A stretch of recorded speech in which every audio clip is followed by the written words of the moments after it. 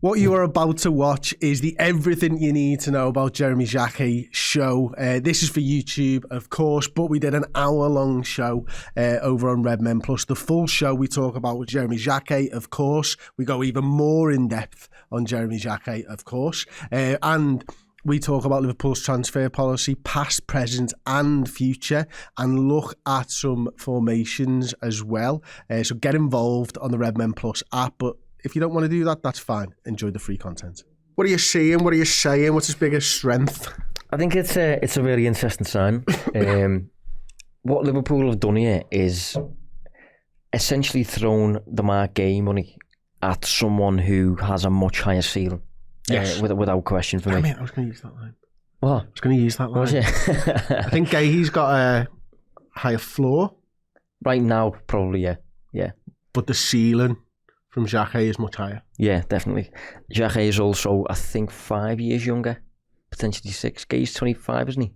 Yeah, he is, yeah. He He's was 25. last time I looked at him. He's dead to me now.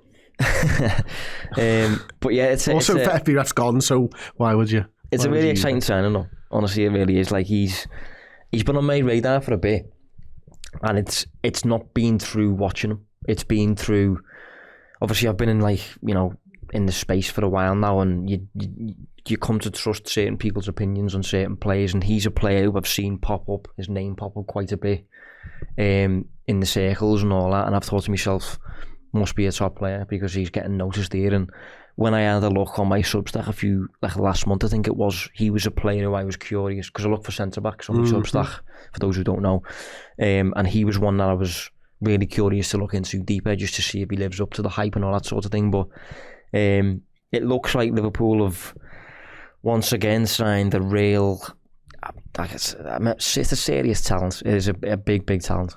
Absolutely. Out of interest, who were the other centre-backs that cropped up on that Substack? There was a lad for Spurs who was on loan in the Bundesliga. He's 18 and he was top of the whole sample for aerial duel success. I think he's playing for like Wolfsburg or something like that. Croatian lad who Spurs signed in the summer. Begins with a V, Vucevic or something like that. He looked really good. I can get it up now, actually. Go ahead. So I'm doing ex-transfers, aren't I, with Ms. Gambazani, another data analyst. We looked at Joel O'Donnell, Jeremy Jacquet, Charlie Cresswell. Yeah, Cresswell popped up for me. Maxence Lacroix and Nathan Collins as well. And we've got our wild cards show Thursday this week as well, where he goes really young and really obscure. So it'll be interesting to see who else cropped up in that. Yeah, well, a lad called Christian Matsime popped up. He's similar to Jacquet and similar to Konate a few years back, in the sense that he's like he's a French centre-back, tall, rangy, quite quick, long legs and all that. 23, I think he is, but he's not quite France first team yet. I think he's in like the team underneath, maybe. So he's one who's on the verge of like making the leap, if you want. There's a lad called, this is a hell of a name, by the way. There's a lad called Leopold Queerfeld. Love it. Hell of a name. Currently playing for, I think it's Stuttgart. If it's not, it's Stuttgart, Union Berlin. It's in the Bundesliga. He looks a bit like Napoleon Dynamite. Love it. Honestly, very, very, very unique on the eye. Like, but he's up and coming, 22 years old. He's one to watch. I wouldn't be surprised if he gets a mention. No. I'd overlooked that one, actually. Jacobo Ramon is another one who popped up for me. Umar Soleh is another one who popped up. But you can tell I've done my own work anyway. This is what we did like a month ago on my Substack, just looking for a player who fits the bill, age bill, you know, availability, enough minutes, that sort of thing. And Jacquet was among them as one of the youngest as well. But maybe didn't hit the minute criteria? No, he did. He was in there, yeah. Is that because yours is different to Liverpool's normal sort of what? Well, my criteria at the time was they have to have played 900 minutes, okay, which is equivalent to 10 full matches in League On, and he'd surpassed that. You had to be age 26 or under. He was obviously in that as well. Centre back, Europe's top 5 leagues. So he made the sample, and I filtered it down to like 30 players in the end. and he was in there. Good. Okay, well done. So we'll move on then. Want to talk about his aerial strength, because it's the thing that probably jumps out most off the page, isn't it? Yeah. In terms of that, obviously, I think it's around about 69% right now, if I'm right in saying. I think it's dual win percentage. percentage. It's a little bit higher depending on who you use. Opta, I've got it at 75 somehow. I thought it was about 71 or something like that, but it's good anyway. It's in the back, absolutely. It's good. Yeah, and that's it. Obviously, you're looking at Virgil and Ibu Konate, two elite centre halves in that category. Elite probably 75 plus, but it's good. It's very good at a young age as well. We actually got some stats later on that showed the Konates when he did his last season in the Bundesliga was at 26%. Believe it or not. Aerial duels. That cannot possibly be right. It can't be. It can't be. Oh no, sorry. I fucked up. Yeah. Yeah. So his was, we'll do this later. What was it he was at 26% for? Oh, tackle win percentage versus dribblers. Was it 26%? Okay. That's more back possible. Then. But we'll come to those later. Shouldn't talk off the top of my head. Should actually use the numbers we've got. Talk us through the aerial strength graphic. Yeah, well, one thing that's worth mentioning briefly is the fact that it's really unusual for a player of that age to be posting like over 70% aerial success in that top 5 league. It's just something that, if you're growing into your body, if you're still a kid and all that, he turned 20, I think, in July. It's quite an unusual quality, but one that obviously Liverpool need. Liverpool are big fans of physical freaks at the back, and Jacquet seems to fit that with the height, with the speed, the athleticism, and the aerial duel stuff. So if you go to the first viz, these are the 30 players, right, that I ended up with on Substack as realistic candidates for Liverpool's centre-back void. And that is them ranked according to aerial success this season. What I will say is this is about a month out of date, because FBref no longer provides aerial numbers, sadly. So the landscape might have changed a little bit since then, but you can see there, out of this sample of 30 players remaining, Jacquet is 5th, despite being only 20 years old. Daf Vuskovic at the top is the player who plays for Spurs. Mm-hmm. David Carmo, Liverpool were linked with a few years ago when he was playing for Braga, I think. But I think he picked up a bad injury and ends up going to Juventus or Porto or something. And now I think he's on loan from Nottingham Forest. Must have missed that one. Mark Gay's obviously in there. Esteve for Burnley. Schlotterbeck is a player who are people are probably well aware of that. Bastoni's in there, probably lower than people expect. But yeah, that's one of his biggest perks, the fact that he's good in the air. And if we move on to the next viz, they are his aerial wins this season in Ligue 1 for Rennes. You can see there's plenty of them. And I think, according to Opta, who provided this, his success is about 75%, I think I'm right in saying, in League 1. And for a bit of context, Van Dijk's this season is 77 and Konate's is 73. Wow. Elite. Yeah, it's worth saying though, it will probably come down in England because it's just a more physical league. It's harder, but that's a big perk. And it's if you're going to install, like one thing I found when I was doing this, it's really hard to judge centre backs using numbers. It's like a minefield, loads of different reasons. So you're reluctant to set like any bars, like, more than 1 tackle per 90, more than 2 interceptions per 90. I was reluctant to do any of that. One bar I was happy to impose was aerial success because it's a bit more reliable and it's just ultimately really important. And that's a really important thing for Liverpool centre back to have. So it's nice that he jumps that bar. Absolutely. Yeah. One thing I noticed from the last graphic which we got from Opta Analyst, actually, if you wouldn't mind bringing it back up for us, Aaron. The last one, sorry mate, my bad. What I find interesting here is they've got it at 75.5% sound, no issues with that. But actually, if you look at the ones in the penalty area that he is defending, you might say that's closer to 90%, give or take. Because there's 2 losses there, and I'm not going to count how many wins. But if you look at the other penalty area, he's having his win percentage affected by not winning ones in the penalty box from corners. Yeah, I was going to say, a lot of his losses in the second half. And defensively, obviously good in the penalty box. Good penalty box presence. And then you can see there, roughly, without even watching Rennes, you can see roughly where the defensive line is. Yeah. Because he's heading them all away. Yeah. Which bodes well for Liverpool. So, yeah, definitely ticks those boxes, which is really, really promising for a 20-year-old kid. Absolutely. And listen, you mentioned that you said a line a minute ago about Liverpool obsessed with signing sort of freaks of nature and stuff. Obviously, Virgil, Canate, we know. Leone's good as well, although we've not been able to see it. Does this, for you, just fit straight into that mould of big, tall, rangy unit? This is what we're looking for first and foremost, and then can they play is coming afterwards?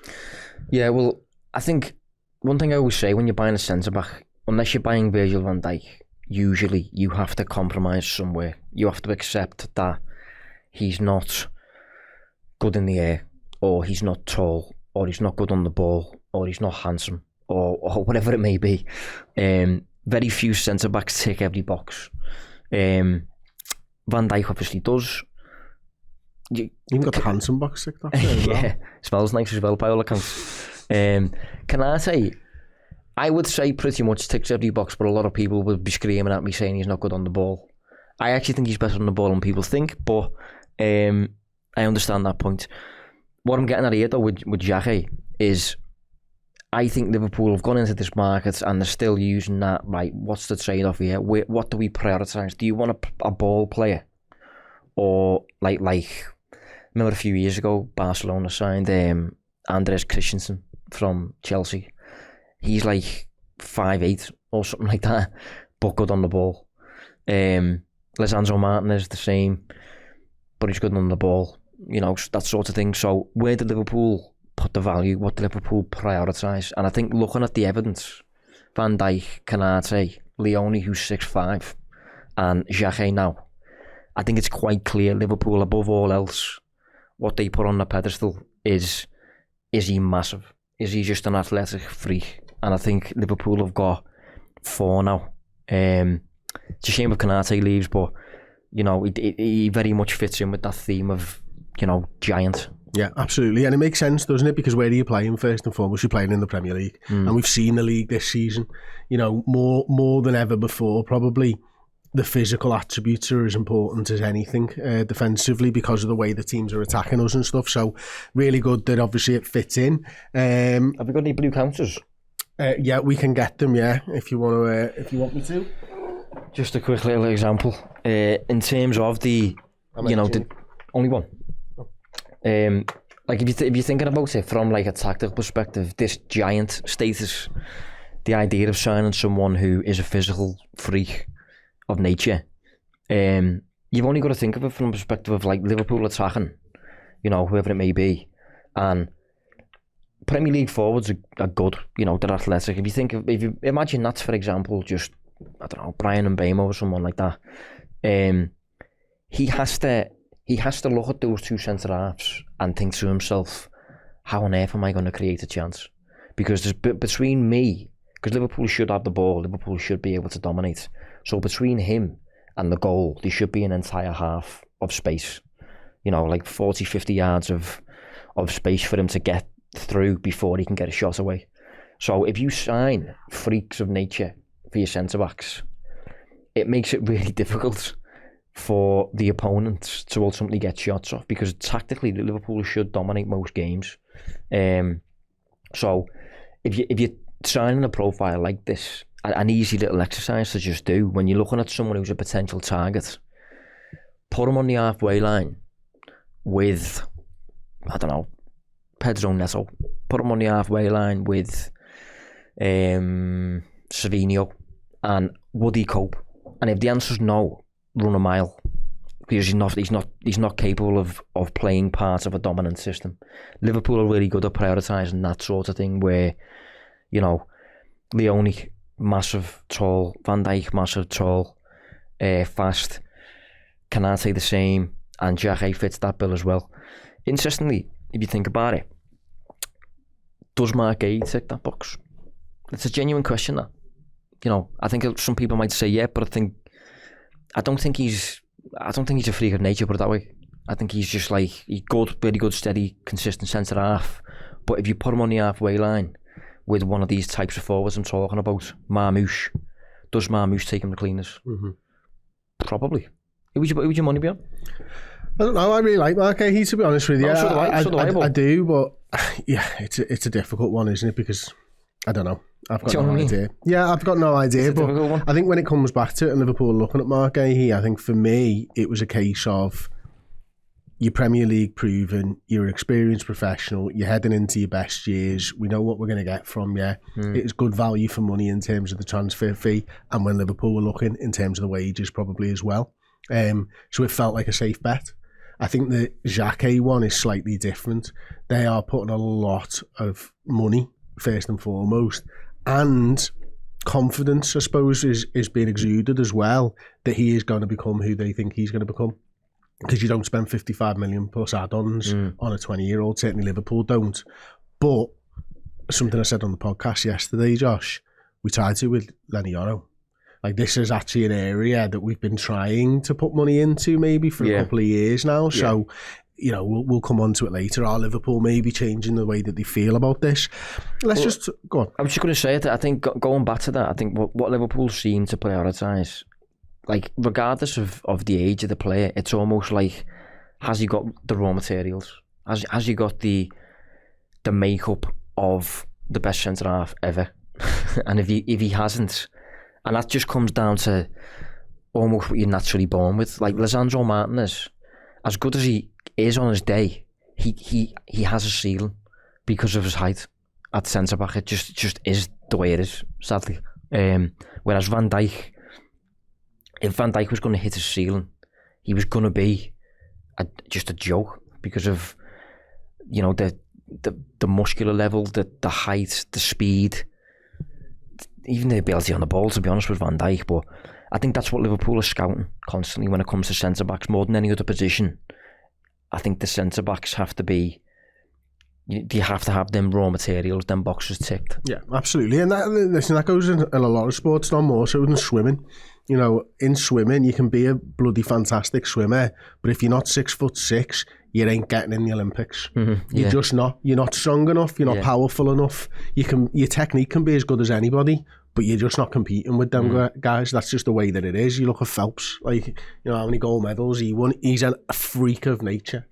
You know, and it's like that with some other sports when you think about it too. Like, it's the opposite with, like, basketball, mate. Jockeys, for example. Basketball, most of them are groks, aren't they? Yeah, and if you look at the fastest man ever in Usain Bolt, he had the edge because of his physical makeup with the long strides and all that compared to the rest of the field and stuff. F1 drivers, by all accounts, are really small, aren't they? For the opposite reason, as in they want the car to be lighter or something. Or yeah, I don't know how short they are per se, but like, I know horse riding's definitely that. Yeah, you know, like a jockey. You know, I'm not actually 100% sure how tall F1 drivers are. It is a sport that I'm interested in, but it's like, I could have sworn someone told me that, someone who covers the sport. Might be wrong, but it's definitely a big thing. And when it comes to centre backs, he has to look like he could realistically line up for the Lakers. Is the Lakers a basketball team? Because if the answer is no, he's not a centre back for Liverpool. And I think Liverpool have found another one here who has those raw materials. Okay, well, we've talked a little bit about the raw materials and stuff. Just let's talk a little bit about the progression stats. I think you've left them off this graphic, or I couldn't find them on first glance anyway. Was that done on purpose to test me as normal? Yeah, well, as I said, this was made over a month ago.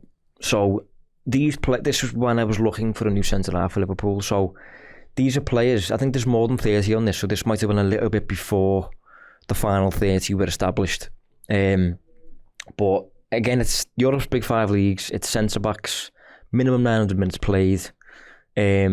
Every player on there has got at least 50% aerial success, and every player on there is aged 26 or under. And I wanted to just see who shined when it comes to offering value on the ball. You can see Van Heck for Brighton is virtually on his own, and that's one of the reasons I really like him, to be honest. Bastoni's up there, no surprises there. Schlotterbeck as well. Dean Huijsen, we know, was brilliant for that at Bournemouth, doing it now at Real Madrid. But Jacquet is on there, but I haven't highlighted him because he obviously is not in one of the top spots. He must just be kind of like among the pack sort of thing. The reason I've highlighted this is going back to what we've just been touching on for like the past 10 minutes. As in, do Liverpool prioritise that, or do Liverpool prioritise the physical side? Mm-hmm. Like, for example, Van Heck, brilliant on the ball. I'd say he's arguably the best on the ball, centre-back wise, in the Premier League, potentially. But he's not a freak of nature. You could put him on the halfway line against Marmoush. Marmoush is causing problems. So that's the trade-off that Liverpool are dealing with. This isn't a case of Jacquet being bad on the ball, not even close. But he doesn't really pop for me. He doesn't really leap off the page when it comes to his possession stuff. Could be because he's playing for Rennes, because there's lots of different reasons behind that. But yeah, I did want to highlight that if Liverpool have prioritised anything, it's not this sort of thing. It's the fact he's really tall, the fact he's made an impression as a teenager in a physical league such as France, the fact he's fast. He's captained France under 16s, under 17s, under 18s and all that. It's all that sort of stuff. It's interesting to see how Liverpool, prioritise certain things above other stuff. Yeah, no, it is. And listen, the one thing you can't teach somebody on the football field is to be taller. Yeah. You can't teach them to be faster. You can make them stronger, you know what I mean? But if generally speaking, if you're good at aerial duels, you're good at aerial duels. If you can pass a ball, you can teach them the right type of passes. You can put players around them so that the passes are easier, etc., etc. That's coaching. They're the type of things that Liverpool might think our coach can sort that, our coaches can sort that. That was a clip from the deep dive. To check out the whole show, simply download the Redmen Plus app or click the link in the description.